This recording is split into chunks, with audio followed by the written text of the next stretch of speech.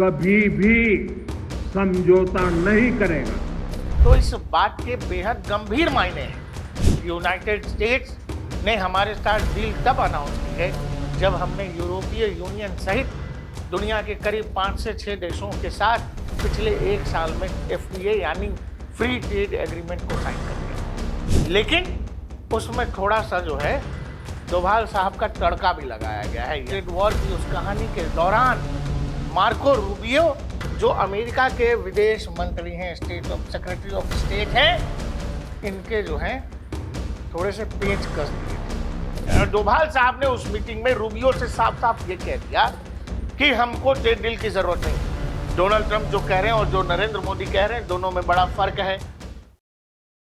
दर्शकों, एक बेहद जबरदस्त खबर आ रही है। भारत और अमेरिका के बीच आपको पता है ट्रेड डील फाइनल हो गया। उसके टर्म्स क्या होंगे, क्या क्या पॉलिसीज हैं, किस किस सेक्टर को इसमें शामिल किया गया है, कौन कौन से सेक्टर नहीं है। हालांकि सरकार ने कह दिया कि एग्रीकल्चर, डेयरी, फिशरीज, इन सब को अलग रखा गया है।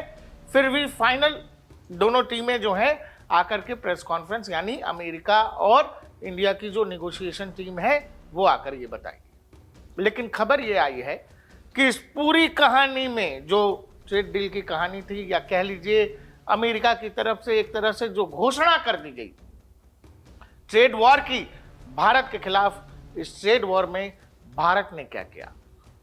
हमने एक इंटरव्यू किया जिसमें हमारे जो डिप्लोमेट हैं फॉर्मर दीपक वोरा सर, उन्होंने कहा कि भारत ने अमेरिका के साथ ट्रेड वॉर की कहानी में डक डिप्लोमेसी को अपनाया। उनके कहने का मतलब यह था कि बतख जो है पानी के ऊपर बिल्कुल शांत दिखाई देता है, लेकिन पानी के नीचे अपने पैर बेहद तेजी से चलाता है, और उस डक डिप्लोमेसी में अमेरिका को मात दे दी। लेकिन उसमें थोड़ा सा जो है डोभाल साहब का तड़का भी लगाया गया है। यानी हमारे जो NSA हैं, national security adviser Ajit Doval साहब, जिनकी जिंदगी को लेकर तमाम तरह की कहानियां हैं, खुद खुफिया एजेंसी में रहे, पाकिस्तान में 6 साल तक रहे। दर्शकों, डोभाल साहब के हवाले से खबर ये आ रही है कि अजीत डोभाल ने ट्रेड वॉर की उस कहानी के दौरान मार्को रूबियो जो अमेरिका के विदेश मंत्री हैं, सेक्रेटरी ऑफ स्टेट हैं, इनके जो हैं थोड़े से पेच कस दिए थे। थोड़ा सा वो जो रॉ वाली हनक होती है वो उन्होंने सेक्रेटरी ऑफ स्टेट को दे दी थी कि भाई ऐसा तो चलेगा नहीं कि आपके प्रेसिडेंट आएंगे और बोलते चले जाएंगे। दर्शकों, एक रिपोर्ट छापी है ब्लूमबर्ग ने एक रिपोर्ट छापी है जिसमें इस बात का जिक्र किया गया है कि डोभाल साहब ने कैसे कैसे उस पूरी ट्रेड वॉर की कहानी में अजीत डोभाल की एंट्री होती है। बाकायदा प्रधानमंत्री सितंबर 2025 के महीने में अजीत डोभाल को अमेरिका भेजते हैं, और अमेरिका में रूबियो से मुलाकात के बाद उस बातचीत में अजीत डोभाल कुछ ऐसी बातें कहते हैं जो अमेरिका को हैरान कर देता है, परेशान कर देता है। जी हाँ, ब्लूमबर्ग की ये रिपोर्ट है जिसमें कहा गया India made long push with Trump behind scenes to clinch US deal. दर्शकों, आपको पता है यूनाइटेड स्टेट्स ने हमारे साथ डील तब अनाउंस की है जब हमने यूरोपीय यूनियन सहित दुनिया के करीब 5 से 6 देशों के साथ पिछले 1 साल में FTA यानी फ्री ट्रेड एग्रीमेंट को साइन कर लिया। ब्लूमबर्ग की ये रिपोर्ट मैं आपको कुछ लाइनें पढ़कर सुनाता हूं, आपको अपने आप ये समझ आ जाएगा कि डोभाल साहब ने क्या कहा होगा और अमेरिका को ये बात कैसे समझ आई होगी कि भारत पीछे नहीं हटेगा। देखिए, जब भारत की तरफ से आज के दौर में ये कहा जाता है कि हम पीछे नहीं हटेंगे, भारत नहीं झुकेगा, तो इस बात के बेहद गंभीर मायने हैं। और ऐसे में जो लोग इस देश की क्षमता पर, इस देश की सेना पर, इस देश की डिप्लोमेसी पर सवाल उठाते हैं, आप यकीन करिए उनके पास डिप्लोमेसी, सेना, इन सब की कहीं कोई समझ ही नहीं है, या तो वो इस देश को जानते ही नहीं। ब्लूमबर्ग की ये रिपोर्ट ये बताती है कि अजीत डोभाल ने अमेरिका के जो विदेश मंत्री थे उनको जो है, जो मैं कह रहा हूँ, बढ़िया से पेंच कसना, समझ रहे हैं, थोड़ी सी दवाई दे दी थी।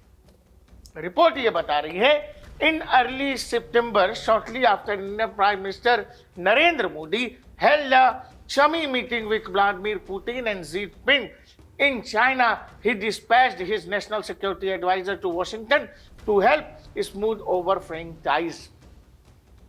सितंबर 2025 के महीने में जब खुद आपको याद होगा हमने तब भी ये वीडियो किया था कि आखिर ऐसा क्या है कि नरेंद्र मोदी खुद चीन जा रहे हैं, जहां शी जिनपिंग से और पुतिन से मुलाकात होगी, और दूसरी तरफ भारत के national security adviser NSA Ajit Doval को वॉशिंगटन भेजा गया था। उसी बात का जिक्र इसमें किया गया है। आगे ये रिपोर्ट ये बताती है, Ajit Doval came with a message for a secretary of state Marco Rubio. Ajit Doval एक संदेश लेकर वॉशिंगटन गए थे। सेक्रेटरी ऑफ स्टेट यानी मार्को रूबियो जो विदेश मंत्री हैं उनके लिए India wanted to put the acrimony between the two nations behind it and get back to negotiation trade deal, according to the officials in New Delhi familiar with the meeting, who asked not to be identified because the discussions were private. Diplomacy में कई बार इस तरह के private discussions होते हैं। जब आपस में मित्रता होती है, घनिष्ठता होती है, आप लंबे समय से अपने देश का प्रतिनिधित्व कर रहे हैं, सामने वाला भी अपने देश का प्रतिनिधित्व करता है, तो कई बार 1-to-1 होता है। उस 1-to-1 प्राइवेट मीटिंग में ये बताया गया अजीत डोभाल की तरफ से, और वहीं एक व्यक्ति जो इस पूरी मीटिंग से फैमिलियर है उसने अपना नाम नहीं दिया है, जो रिपोर्ट ये बता रही है कि उसी ने इस बात का जिक्र किया कि 1-to-1 मीटिंग थी, प्राइवेट मीटिंग थी, और इस मीटिंग में अजीत डोभाल साहब ने रूबियो से कुछ ऐसा कहा जो वॉशिंगटन को चौंका देता है, जो व्हाइट हाउस को सकते में डाल देता है, और व्हाइट हाउस को यह समझ आ जाता है कि यहां से भारत पीछे नहीं हटेगा। आगे ये रिपोर्ट ये कहती है कि Doval told Rubio that India would not be bullied bye US president Donald Trump and his top aides, the people said, and would be willing to wait out his term, having faced other hostile US administration in the past. Doval साहब ने Rubio से ये कहा कि ये जो हमको दबाने की कोशिश हो रही है यूएस प्रेसिडेंट यानी डोनाल्ड ट्रंप की तरफ से, आपको पता ही है डोनाल्ड ट्रंप क्या कुछ कर रहे थे उस दौरान। लगातार सीज फायर को लेकर बोलना, भारत पाकिस्तान को लेकर बोलना, लगातार भारत पर टैरिफ की धौंस देना, लगातार टैरिफ को लेकर धमकाना, वही कह रहे हैं। डोभाल साहब ने रूबियो से कहा, भारत को बुलीड कर रहे हो, इससे भारत नहीं झुकेगा, और उनके जो टॉप ऑफिशियल्स कर रहे हैं ये ठीक बात नहीं है। ये चमकाया गया है, बेसिकली रूबियो को चमकाना, समझ रहे ना, ठीक से चमकाया गया है कि ये जो प्रेसिडेंट साहब कर रहे हैं ये ठीक नहीं कर रहे हैं, साथ में जो लोग कर रहे हैं वो भी ठीक नहीं कर रहे हैं। हम वो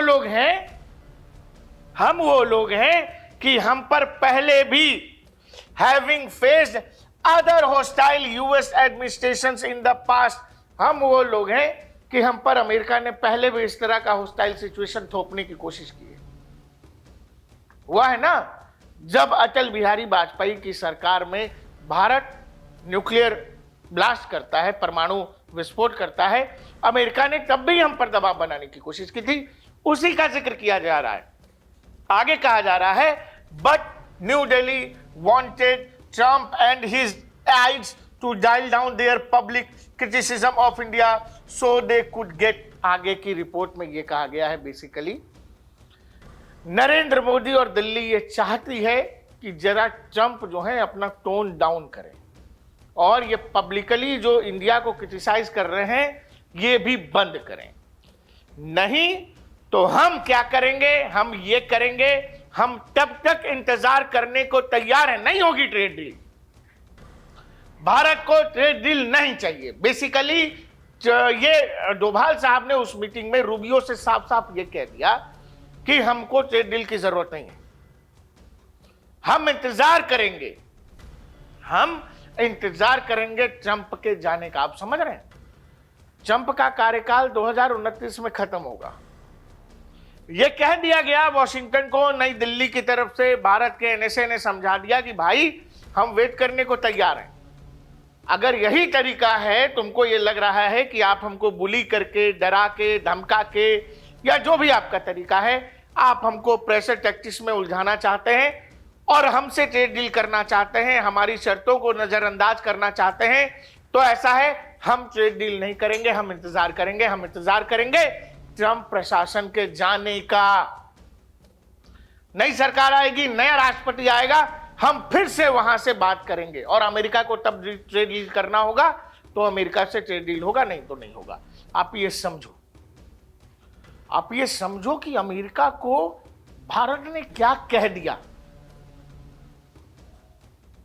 जिन लोगों के लिए ये लगता है कि अमेरिका दबाव बना देता है, अमेरिका तो ऐसा, अमेरिका तो वैसा, अमेरिका तो कुछ भी कर देगा, उनको बताया गया कि भाई, रूबियो साहब को सीधा सीधा डोवाल साहब ने कहा कि भाई हम पर इस तरह के प्रेशर्स पहले भी आए हैं और हम झुके नहीं हैं।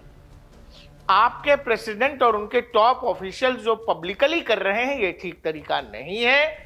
आप पब्लिकली इंडिया को क्रिटिसाइज कर रहे हैं, ये तरीका नहीं है। डील होगी तो कायदे से होगी, ऑन टेबल बातचीत के तरीके से होगी, ऐसे नहीं होगी कि आप हर दिन नए टैरिफ के साथ भारत को धमका रहे हो। तो फिर नई दिल्ली तब तक इंतजार करेगा जब तक डोनाल्ड ट्रंप अमेरिका की राष्ट्रपति का पद नहीं छोड़ देते। नया राष्ट्रपति आएगा, हम नए सिरे से ट्रेड डील को लेंगे और अमेरिका भौंचक्क रह जाता है।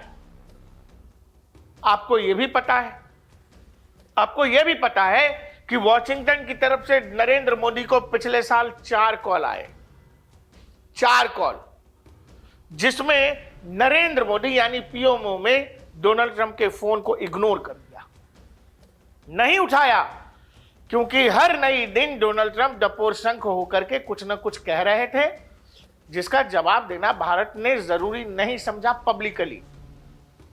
हम भारत अमेरिका संबंधों की मर्यादा रख रहे थे, वो मर्यादा लांघे जा रहे थे और हमको फोन भी कर रहे थे।